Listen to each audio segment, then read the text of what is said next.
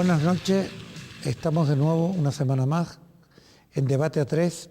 Hoy vamos a hablar de un tema que está en la calle, que creemos que está ocupando una posición muy singular e incluso de alta alarma social, en términos que a la gente le gusta utilizar, que es la situación de los menores, pero entendido en la situación de los menores en determinados centros.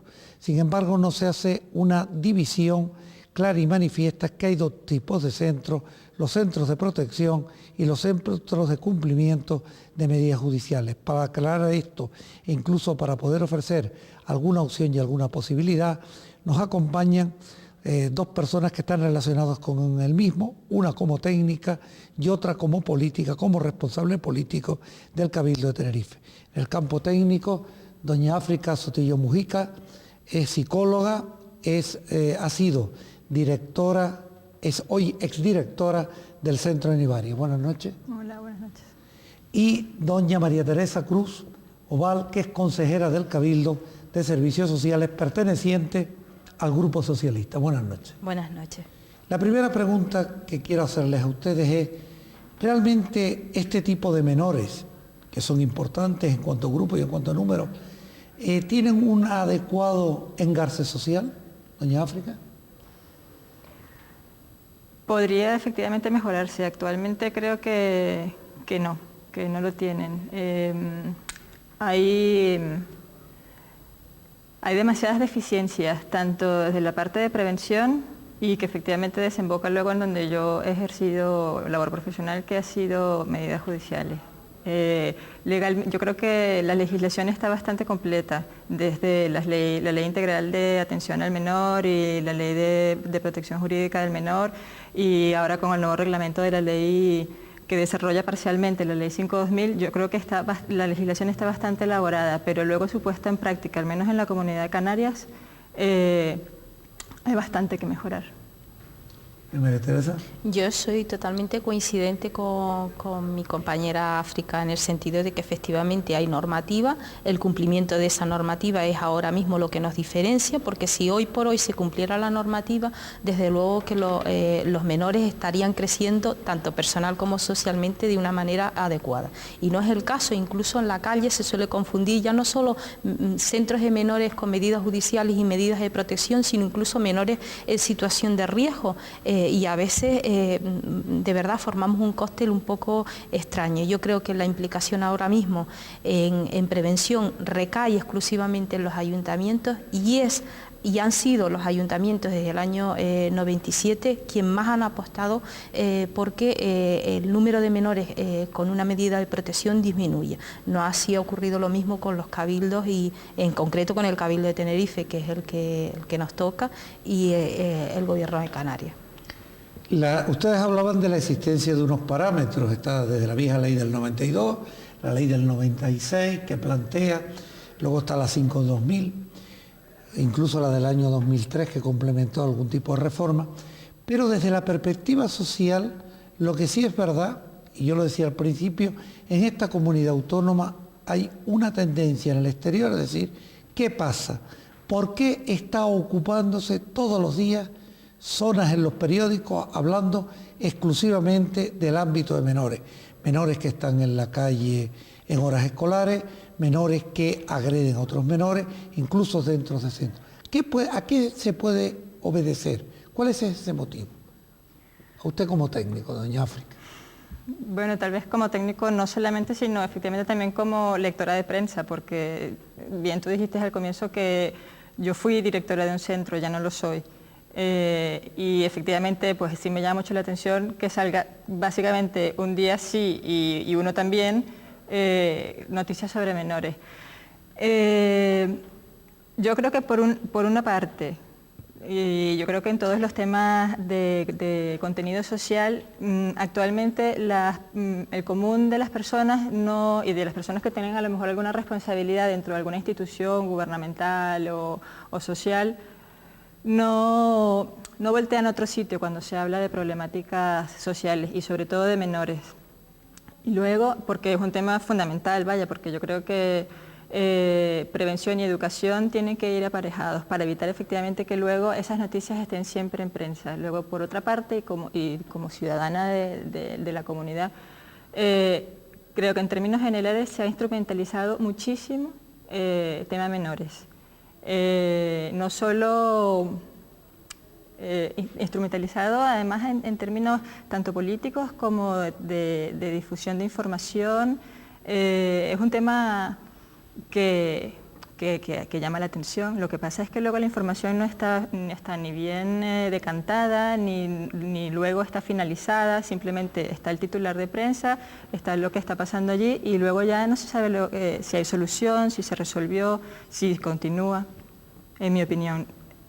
Primero porque bueno, hay una conciencia mayor en relación a la ciudadanía de que no todos los problemas le podemos voltear un poco la cara, y en otro sentido pues porque se ha instrumentalizado muchísimo todo lo que es la aplicación de la ley de protección de menores. Yo desde la óptica de un político pienso, y en el caso concreto mío, que no he utilizado jamás políticamente el tema de menores, además porque técnicamente yo trabajo en ese campo. Yo pienso que como seres débiles tendemos a realmente protegerlos especialmente. Cuando se convoca una rueda de prensa de menores, hay mucha concurrencia y tengo aspectos para compararla. La sala se llena. Yo pienso que a veces determinados políticos, determinados técnicos, determinados periodistas han intentado sacar este tema, no desde el aspecto morboso, sino desde el aspecto de convertirse en la voz de los sin voz. Los adultos, cuando tienen algún problema, tienen una serie de causas para manifestar su malestar, que las cosas tienen que cambiar. Los menores, no.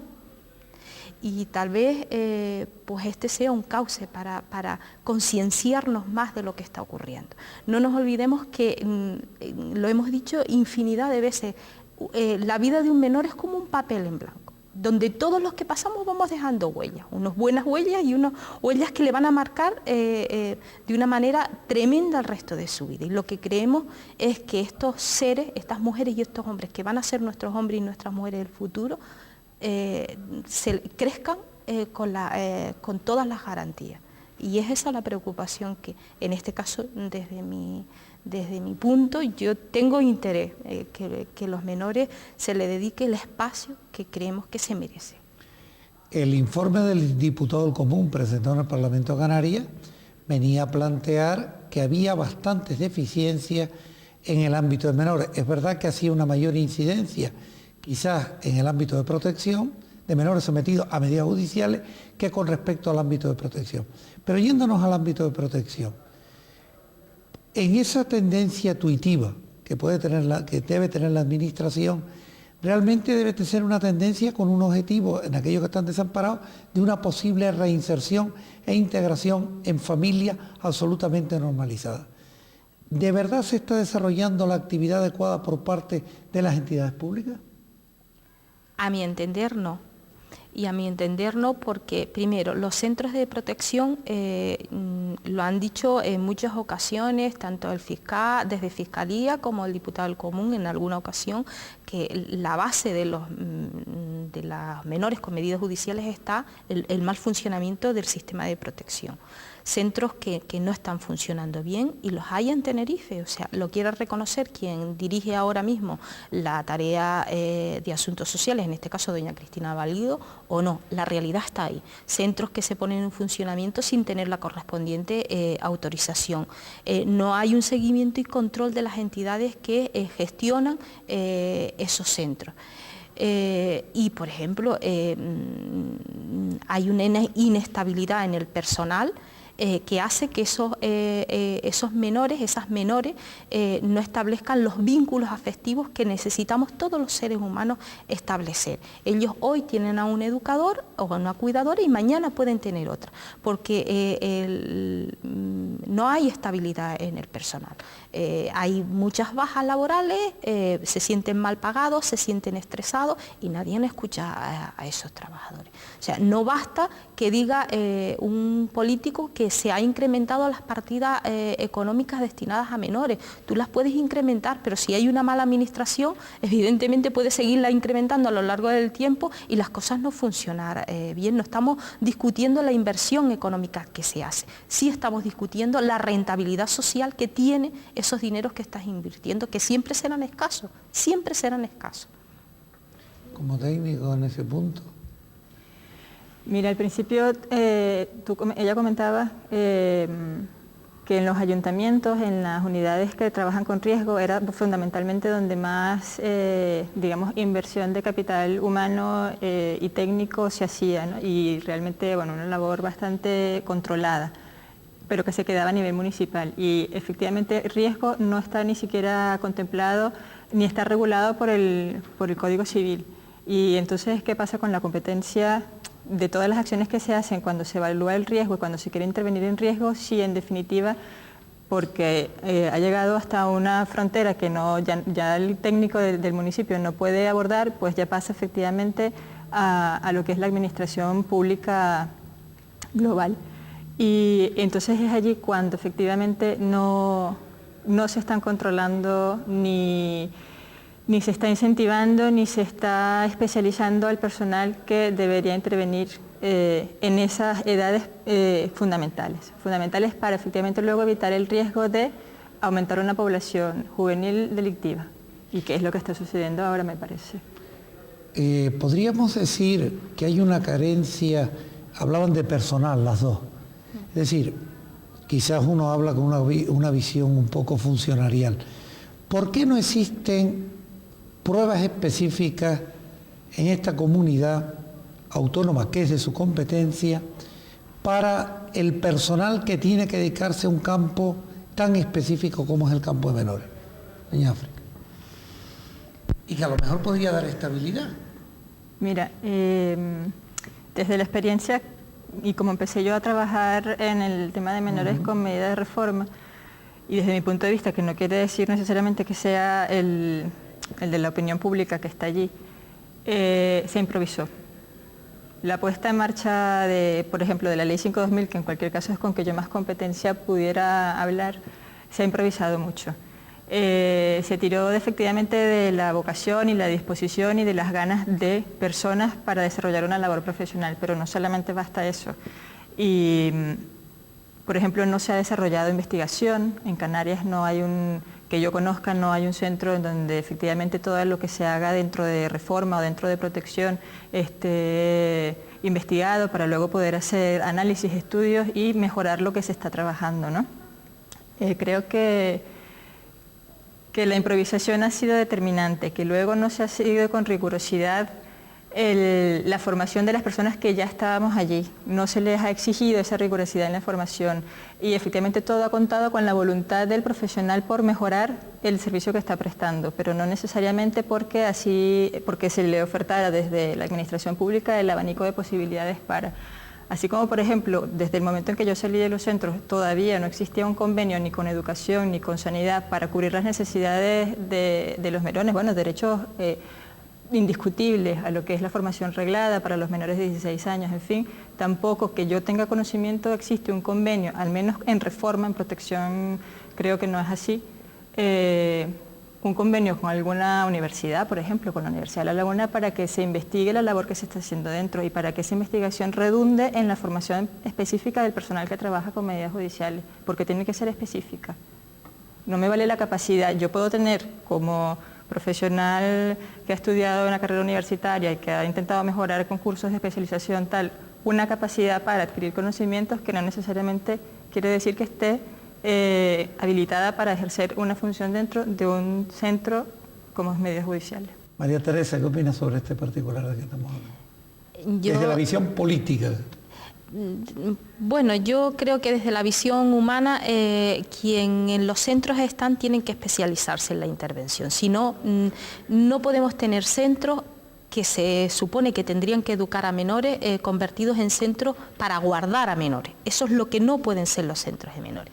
Entonces, para educar a los menores hay que dotarlos de herramientas y esa herramienta tiene que pasar por una formación específica. No basta con que el profesional sea psicólogo, trabajador social o maestro, pedagogo y demás, sino que tenga una formación específica como educador de un centro con menores con medida de protección. El Cabildo promociona permanentemente muchos cursos. Lo que no parece lógico es que esta competencia, que es su competencia, no ha formado profesionales en la isla de Tenerife. Estamos hablando de que tiene casi 50 centros. Eso por una parte, igual en competencias en intervención familiar. No nos olvidemos que esos menores que están en un centro, la intervención familiar recae en el Cabildo para que luego retornen en el menor tiempo posible a su familia. Si estamos hablando de una media de 10 años, según dicen los propios informes del Cabildo, estamos hablando de que algo está fallando en la intervención familiar. La ley es clara y dice que no más de 2, estamos hablando de que casi gran parte de su infancia, muchos menores la pasan en un centro de protección. No basta con asesoramiento externo puntual, no basta con cursos de 20 horas, esos cursos sirven para muchas cosas, pero en este caso para formar a profesionales que eduquen y que permitan que en el menor tiempo posible haya una reeducación, una reunificación familiar, no. Y yo creo que hay un fallo claro de la administración competente. Ha habido uno de los grandes temas que se oye, los que entran en este campo, yo la verdad es que no lo sé, que dice, no, los educadores suelen ser gente que a lo mejor ha entrado como vigilantes de seguridad y se le encomiendan esas funciones por parte de la administración. El otro día un político, o una política concretamente, se lo atisbé en una rueda de prensa que lo venía a decir. Y a mí eso me sorprendió, que lo pudiera decir. No sé si era del gobierno o de la oposición, debería ser de la oposición, porque el gobierno nunca reconoce fallo de ninguna institución. ¿Ustedes qué opinan? Es decir, ¿es lo mismo ser vigilante de seguridad que educador? ¿O es que esos destinatarios no tienen derecho a que alguien específicamente les pueda tratar? María Teresa. Yo conozco un caso puntual, no he sido la que he hecho esas declaraciones, pero conozco algún caso puntual de vigilante pasar a ser educador. Eso es cierto. Y es cierto también que en los centros de protección gran parte de los profesionales son cuidadores, cuando está claro que en los centros de protección no puede haber cuidadores, sino exclusivamente en los centros con medidas judiciales. Un cuidador pues, puede ser un vigilante o puede ser una peluquera o un jardinero, con todos mis respetos a todas las profesiones. Pero está claro que esa situación se pudo haber dado en algún momento. ¿Se da esa situación en un centro de medidas judiciales? Hombre, ahora no lo sé. ¿En su época? Ahora, en la época en la que yo estuve, no, porque los vigilantes de seguridad tenían unas funciones muy específicas y no estaban en el interior, en el contexto físico donde se movían los menores, porque su función no era efectivamente la de cuidador. Estaba lo que nosotros denominamos auxiliar educativo o educador, pero ahora no lo sé. Es decir, ahora yo podría especular por lo que leo en prensa. Porque efectivamente entra en vigor el reglamento de centros y tienen que bajar la ratio de vigilantes que se aumentó en su momento cuando no habían vigilantes dentro interactuando con los menores, pero bueno, ahora estuvieron otra vez y luego tuvieron que reducirlos y aumenta efectivamente el número de personas contratadas, ¿no? Esto además lo digo pues en función de lo que apareció en prensa en una entrevista, creo que le hacían, no sé si era el fiscal, algo así, que aumentaba más, o sea que disminuía más o menos el porcentaje de vigilantes contratados y aumentaba más o menos el mismo número de educadores contratados. Pero desde luego en la época en que yo estuve trabajando, no. Ha dicho María Teresa, habla del depósito, es decir, una especie de custodia, depósito del menor cuando llega a un determinado centro. Plantearía ahora el tema no solamente de nuestros nacionales, sino plantearía, ¿hay problemática o se les da el tratamiento adecuado para lograr la reinserción? Si yo no recuerdo mal, el decreto del año 94 de la Comunidad Autónoma incidía mucho, incluso en un dictamen que hizo el Consejo Consultivo, sobre la singularidad y el trato a los menores inmigrantes, que entonces no eran una avalancha como está ocurriendo ahora. ¿Cómo se está tratando esa problemática del menor extranjero que nos viene? Yo puedo poner un ejemplo de hoy, no de hoy. Comenta un policía local de menores que de un centro de menores extranjeros no acompañados están en la calle desde las 10 de la mañana todo el día. Mi pregunta es, esos menores se supone que tendrían que estar escolarizados si tienen edad para estar escolarizados, si no, pues bueno, en algún curso de formación, módulos de garantía social. Lo que no parece normal es que estos menores estén todo el día en la calle. Eso es lo que no parece normal ni es de recibo. El tratamiento tendría que ser exactamente igual que un menor nacional y algo está fallando. Yo, por ejemplo, con los centros de menores extranjeros no acompañados, incluso las infraestructuras de esos centros, de no reunir condiciones de habitabilidad, pienso que hay que mejorar mucho el tratamiento que han recibido y que, bueno, por lo que he recibido yo de información, siguen recibiendo. O sea que... Doña África. Pues en efecto tiene que estar funcionando algo mal, porque si bien es cierto que cuando se dio apertura a los centros de medidas judiciales de internamiento, cerrado y semiabierto, casi no había población extranjera. Más o menos a partir del segundo semestre del 2002 comenzó el ingreso de menores inmigrantes en los centros importante, ¿no? Un número importante en relación al número de plazas. Por ejemplo, el régimen cerrado llegamos a tener hasta 12 chicos inmigrantes y casi todos los delitos que motivaban el ingreso eran por acciones delictivas dentro del centro de acogida, en contra de sus compañeros, en contra de los educadores o delitos, digamos, menos graves, pero asociados a la desatención o la no regularización y supervisión de las actividades que realizaban esos menores cuando no estaban dentro del centro. Cuando nos entrevistábamos con los educadores de los centros para saber más o menos la trayectoria del chico, pues básicamente una de las barreras que se le planteaba incluso para la intervención era la barrera idiomática, que es fundamental. Me consta a lo mejor de 2 centros que sí para ese entonces contaban con un traductor, ¿no?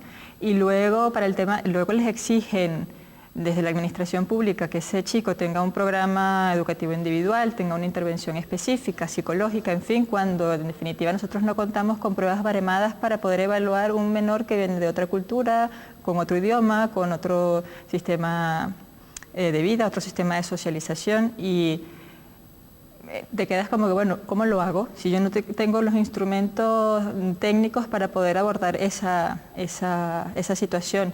Y luego efectivamente nos encontrábamos incluso para los de medio semiabierto, obstáculos a la hora de formalizar la educación o la actividad laboral dependiendo de la franja de edad que estuvieran, porque dependía simplemente de la solidaridad del recurso al que lo quisiéramos poner.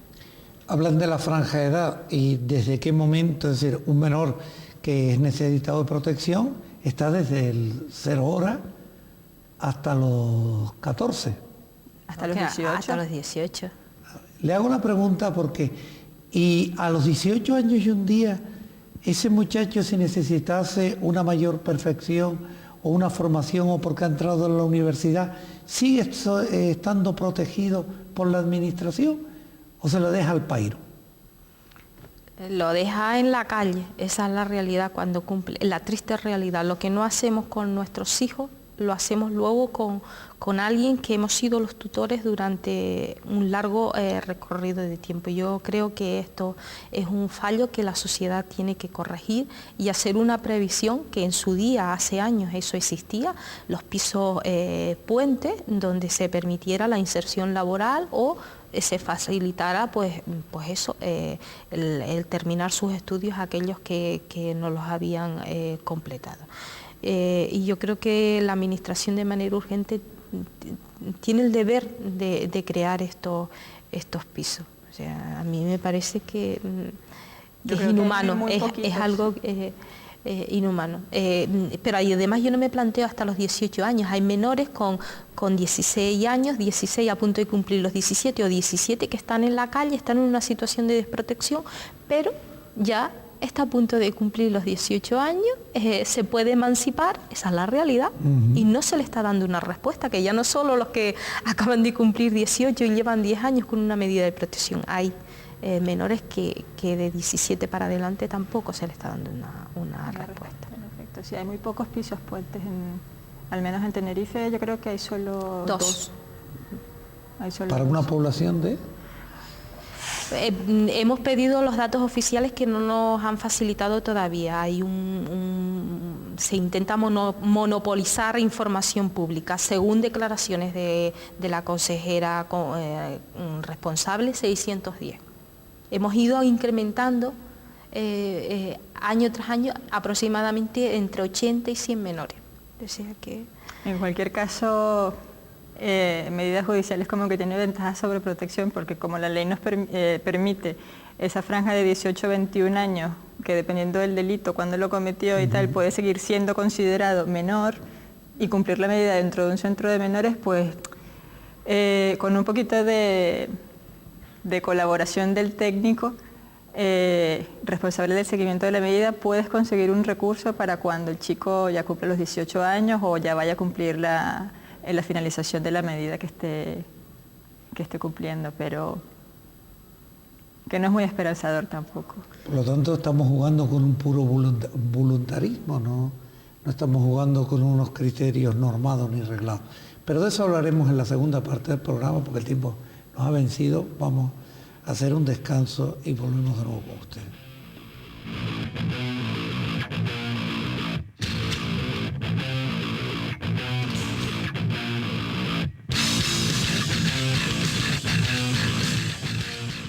Bien, estamos en la segunda parte del programa y quiero recordarle a los telespectadores que pueden dirigir cualquier correo a este canal a debatea3@canal8tv.com. Repito, debatea3@canal8 con número tv.com. Igualmente, desde la semana pasada estamos intentando pedirles a ustedes que nos manden cualquier tipo de mensaje e incluso que nos digan si desean ustedes cualquier tipo de pregunta al respecto.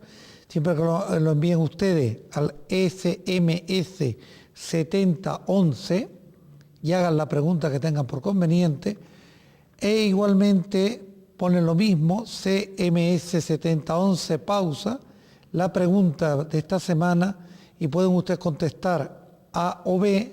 Nuestra pregunta es si considera que el trámite en materia de adopción es el correcto o necesita una modificación. Y continuamos con el programa y quiero poner sobre el tapete, ya que estamos hablando de un doble conjunto de centros, que parece que no, pero sí tienen un elemento común, protección y medidas, otro aspecto que sería desde la formación integral de los menores, como es el tema educativo en un primer momento. Es decir, ¿se desarrolla adecuadamente la ley de educación en ambos centros o también cuentan con deficiencias en materia de personal?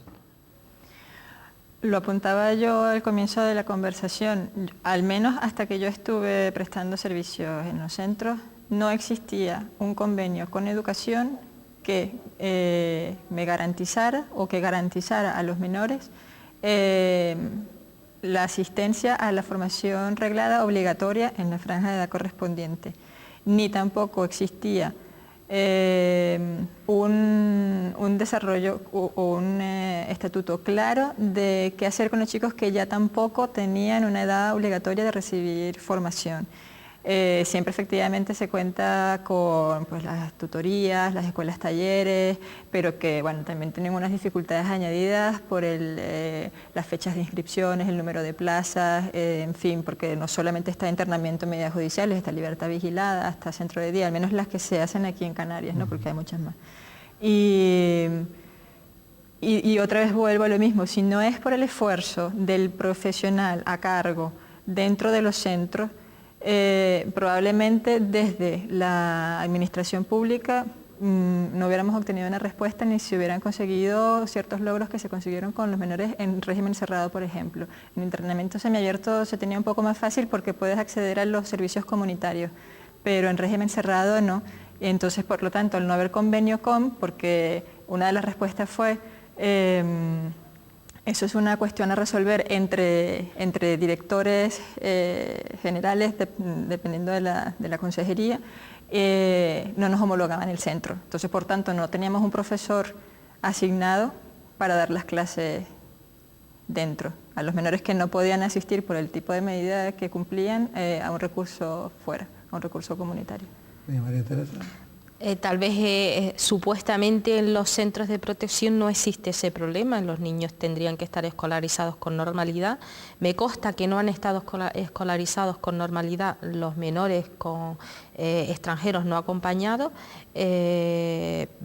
porque estábamos hablando de hechos de esta mañana, de niños circulando, de menores circulando permanentemente en la calle. Hay o una no escolarización o un asentismo escolar reiterado con consentimiento de los educadores. Eso de un menor en un barrio concreto sería una situación de riesgo. Un menor que tiene una medida de protección no se puede encontrar en una situación de riesgo. Ahí hay un claro fracaso de quien tiene que ejercer sus tareas, que no las está ejerciendo correctamente.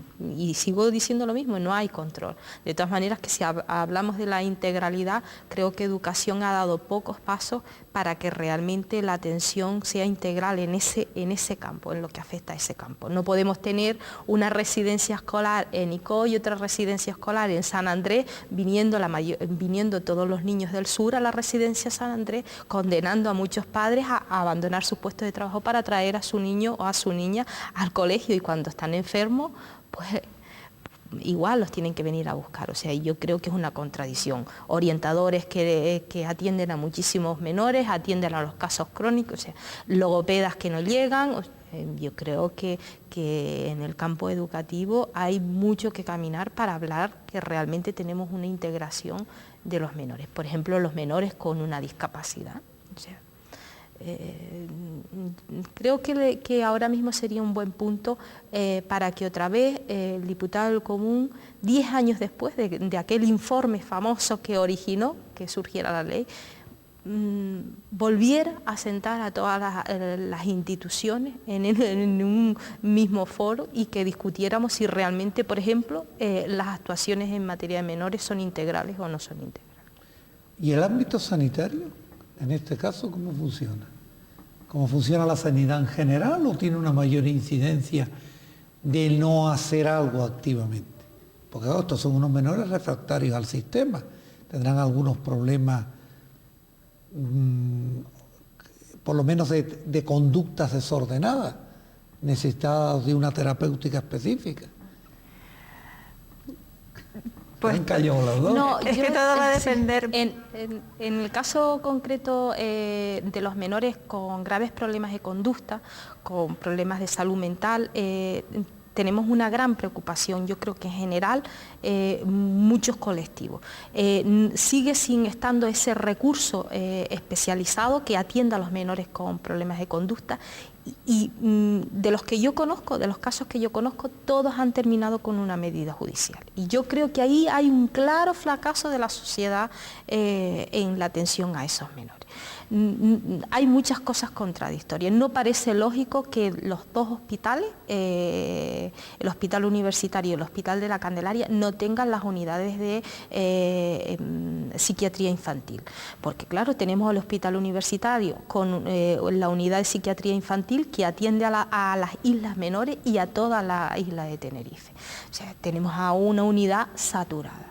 Y además, si los dos centros de referencia, uno atiende al norte y otro atiende al sur de la isla, no parece lógico que las dos unidades no estén creadas. No parece lógico que cirugía pediátrica esté en el Hospital Universitario de la Candelaria y la UBI pediátrica está en el Hospital Universitario. O sea, eso es algunos de los indicadores que marcan que la integralidad está a años luz de la sanidad, o sea, en materia de menores me refiero. Y en efecto, cuando yo al principio te mencionaba que creía que se instrumentalizaba el tema de menores no solo ya a nivel informativo, sino que ante la ausencia de ese recurso específico para determinadas problemáticas que necesariamente van a desembocar en una conducta delictiva, probablemente no porque se esté desarrollando una carrera delictiva, sino porque está asociada a un desorden conductual que no necesariamente tiene que luego consolidarse en carrera delictiva. ¿Qué pasa? No existe el recurso terapéutico en la comunidad para dar respuesta a esos chicos. Se utiliza entonces los centros de internamiento, cerrados, semiabiertos o centros de día, para poder hacer cumplir la medida judicial y luego pretender que se dé ese tratamiento terapéutico a ese menor con una necesidad específica. Y si bien no estamos específicamente formados para atender medidas judiciales, en términos generales, yo no estoy diciendo que las personas que estén trabajando ahora no lo estén o no lo quieran hacer, pero en la generalidad no hay una formación específica ofertada por un centro homologado para tal. Tampoco puedes pretender entonces que ese personal técnico que está trabajando dentro, que estábamos trabajando dentro, atienda efectivamente la necesidad terapéutica de un menor que ha desarrollado o que ha desembocado en una conducta delictiva, que no necesariamente quiere ser la consolidación de. Ustedes acaban de plantear un problema sobre el tapete, sobre la mesa, que es el problema del tratamiento sanitario. Yo le hago una pregunta porque no lo sé, sinceramente. ¿Están operando los centros de la Isla Mayor como el lugar de recepción del resto de las islas menores de la provincia, de la antigua provincia? Es decir, ¿vienen niños de La Gomera, Hierro, en protección? Bueno, medidas judiciales creo que sí. De protección, ¿vienen desde Gomera, Hierro o La Palma, o cada una de las islas tiene su propio centro específico? Vamos a ver, en teoría cada isla menor tendría que tener un centro de protección. ¿Lo tiene? En teoría. No me consta que, por ejemplo, en la isla de Tenerife haya menores con medida de protección de otras islas, lo cual no quiere decir que no haya, sí de menores con medidas judiciales. O sea, la isla de Tenerife alberga el mayor número de menores con medidas judiciales. También tenemos más recursos, o sea, la isla de Gran Canaria en este caso tiene muchos menos recursos que la isla de Tenerife. Sí, no, evidentemente en medidas judiciales sí hay chicos de... ¿Pues está centralizado? De casi todas las islas han pasado, al menos, no la mayoría, pero la mayoría son de Las Palmas o de Tenerife, ¿no?, los que están aquí. Pero habrá habido algunos de Lanzarote, de La Palma, sí lo hay. Ahora, protección no lo sé.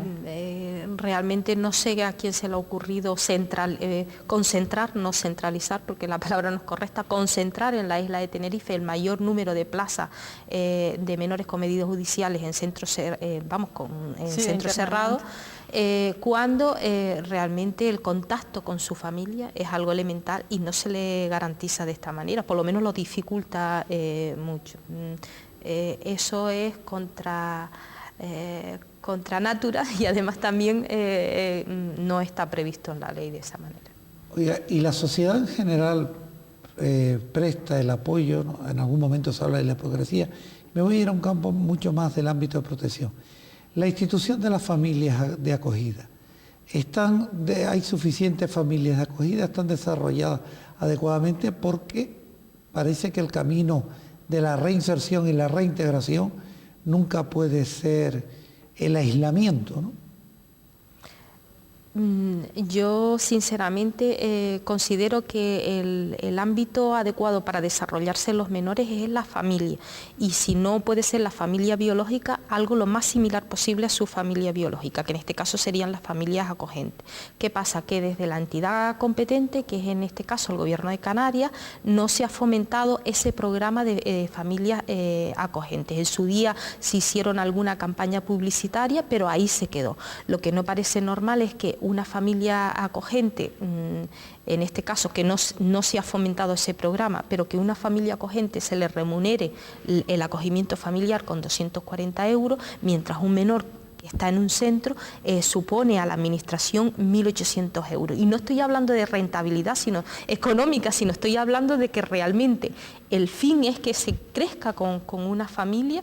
Aún así la administración está apostando poco por fomentar las familias, porque parte de ese dinero que está gastando los centros lo puede destinar a fortalecer campañas que desde luego inculquen en todos los ciudadanos pues ese deseo, que tengan las cosas claras, que un acogimiento familiar es distinto a la adopción, que supone el acogimiento familiar, y desde luego que muchas familias estarían dispuestas a colaborar si se hiciera de una manera adecuada. Yo creo que por ahí tendría que dirigirse las políticas en materia de protección, a fomentar las familias en acogimiento. Yo creo que en cualquiera de los casos no se puede abandonar efectivamente la intervención familiar, bien sea con chicos de protección, bien sea con chicos de reforma. Si era usual, cuando el chico pasaba de protección a reforma, que era una población bastante representativa, parecía que todo lo que se estaba realizando desde protección quedaba como congelado. Esa acción que se estaba realizando probablemente pues, o desde el ayuntamiento, si se trataba de riesgo, o desde la entidad pública, pues paraba allí y hasta que se acabaran medidas judiciales, y luego se retomaba otra vez la intervención. Y la intervención con familias en internamiento son bastante escasas, por no decir ninguna, excepto que se trate de una familia medianamente normalizada y efectivamente ella lo demande, porque se supone que tenemos que procurar es la reintegración otra vez en el núcleo familiar, bien el biológico o bien pues de la acogente en adopción o el que proceda. Pero sí es importante, y yo creo que simplemente, que fundamentalmente se trabaja con mayor ahínco en las unidades de riesgo de los ayuntamientos, porque efectivamente tienen una facilidad de contacto con el familiar que en el momento en el que el chico pasa a ser institucionalizado, pues intervención familiar por teléfono creo que deja mucho que desear. Entonces, si yo no he interpretado mal sus palabras, nos podemos encontrar con una situación que un menor que esté sometido a una medida judicial no se le ofrece ¿dónde, por ejemplo, con quién disfruta si se le confiere un permiso? Si no hay una familia de acogida. Cuando yo aún formaba parte de, cuando usted formaba ese parte. grupo. Su experiencia es larga en este tema. Sí. Hombre, dependía de la voluntariedad del educador, si no disponía de una familia referente positiva para poder controlar las salidas de permiso y en fin. Entonces, bien, si era semiabierto, pues se organizan las salidas programadas en grupo y tal, y si no, pues contábamos con algún educador que estuviera en disposición de acompañar al menor en una salida. Es que ese es el gran interrogante, la intervención con las familias, tanto de menores con medidas judiciales como con los menores con medidas de protección. La familia hay que trabajar con ella para que esos indicadores de desprotección puedan disminuir y el menor pueda retornar con ellos en el menor tiempo posible. En el caso de los menores con medida de protección hemos dicho que si los menores están tanto tiempo en el centro, algo está fallando. Se han creado varios equipos por zona y vamos, yo soy coincidente con lo que dice África. Intervención familiar con teléfono no se puede hacer. Intervención familiar donde van los 3 o 4 profesionales de ese equipo y digan, vamos a ver, ¿y qué ha hecho usted esta semana? ¿Y ha conseguido trabajo? ¿Y no ha conseguido trabajo? Y cuando realmente yo es que no tengo para comprarme los alimentos, ¿qué me estás hablando tú de trabajo? O tengo un problema ya no tengo vivienda, no tengo un techo, o sea, tiene que haber un apoyo de alguien que ayude a las familias a superar esos problemas, si no, efectivamente vamos a tener familias que con los problemas que originaron que el menor tenga una medida de protección a lo largo del tiempo. Y ahí quien tiene la competencia es el Cabildo, en el caso de los menores con medida de protección, y en el caso de menores con medidas judiciales es la Dirección General de Protección al Menor y la Familia. Además, desde el momento en que se me fue el hilo que estaba. Estamos hablando Sí, o sea, sí, sí. la posibilidad de que no haya una familia acogida. Sí, en efecto, o sea, desde el punto de vista técnico, no nos podemos olvidar efectivamente que cuando un chico llega a ser declarado en riesgo y luego en desamparo y tal, es porque efectivamente algo en esa familia no estaba funcionando. Bien por negligencia, bien por condiciones socioeconómicas que hay que recuperar, que hay que ordenar, que hay que estabilizar. Y uno de los, digamos, factores psicológicos que siente al menos el cabeza de familia, bien la madre o el padre, porque una de las realidades de Canarias, que aparentemente es una de las comunidades con mayor familia monoparental que existe, siente de alguna manera alivio en el momento en el que ella o él perciben que va a estar, las necesidades de ese menor van a estar cubiertas de cierta manera, bien porque entran en un centro de protección o bien porque entran en medidas judiciales. En el caso de medidas judiciales, pues porque la experiencia me lo dice así, dentro de todos los problemas que pueda tener esa familia como núcleo, pues se añade la actividad delictiva del menor. Y las madres sienten un alivio tremendo, entonces piensan que su problema ya se ha solucionado y resulta que es ahora cuando se tiene que empezar a trabajar para luego reeducar a esa función socializadora que falló en su momento dentro del núcleo familiar. Desde la perspectiva de las posibilidades de los trabajos de los menores mayores de 16 años, pues que no se les da formación, ¿encuentran cierta facilidad en contratos de aprendizaje? ¿Tienen el asesoramiento? ¿Logran ustedes la inserción? Vamos a ver, yo es que realmente no comparto ahora mismo ni políticamente, ni desde luego que técnicamente no comparto el planteamiento. No, el planteamiento que se ha hecho ahora mismo con los menores con medida de protección, decir, a partir de los 16 años te pagamos una cantidad de dinero, los menos de 16 años te pagamos otra cantidad de dinero y realmente el proyecto individualizado, el proyecto educativo individualizado no atiende de manera integral a ese menor y pues eso, cuando tiene 16 años intenta buscar su formación laboral, completar sus estudios y demás. O sea, ahí hay un fallo claro de cómo nos hemos planteado la intervención con los jóvenes con una medida de protección. Yo creo que hay que sentarse y volver a replantearnos lo que estamos haciendo en la actualidad. Y con los de medidas judiciales hay posibilidades de la antigua redención de penas por el trabajo, para emplear una terminología un poco penitenciaria. Yo creo que le van a tener difícil reducir la pena por el trabajo realizado. No, yo creo que eso se añade doblemente a una problemática. Uno, porque efectivamente hay una legislación que está perfectamente estructurada, que está perfectamente redactada, pero la puesta en práctica, al menos en la Comunidad de Canarias, es absolutamente irreal. Y luego se exige el cumplimiento de esa legislación. Y es incoherente, porque no necesariamente un chico que haya cumplido los 16 años y no esté obligado a una formación reglada, esté preparado y capacitado para poder ejercer una actividad laboral, porque es que además dependiendo incluso de la edad en la que ingrese, el por qué ingrese, la trayectoria delictiva que tenga, todavía tiene muchas cosas que aprender como para irse a trabajar. Entonces el índice de fracaso en un puesto de trabajo es elevadísimo. Luego tienes que, bueno, necesariamente no decir que viene de un centro de internamiento, porque entonces luego también se cuestiona conseguir una plaza de trabajo. Y a lo mejor me están obligando a que uno con 16 años o con 18 años ya tiene que estar en un recurso laboral cuando personalmente no está formado, no está capacitado, no está hábil para. Hasta ahora hemos hablado realmente dentro de la situación jurídica de derecho. ¿Creen ustedes que los menores tienen la concepción y se les dice que también tienen que cumplir con ciertos deberes? Yo creo que en el trabajo con las familias ese es uno de los aspectos a abordar. Con los menores no solo hay que trabajar los derechos, sino también hay que trabajar los deberes. Los ciudadanos tenemos que saber cuáles son nuestros derechos y cuáles son nuestros ciudadanos.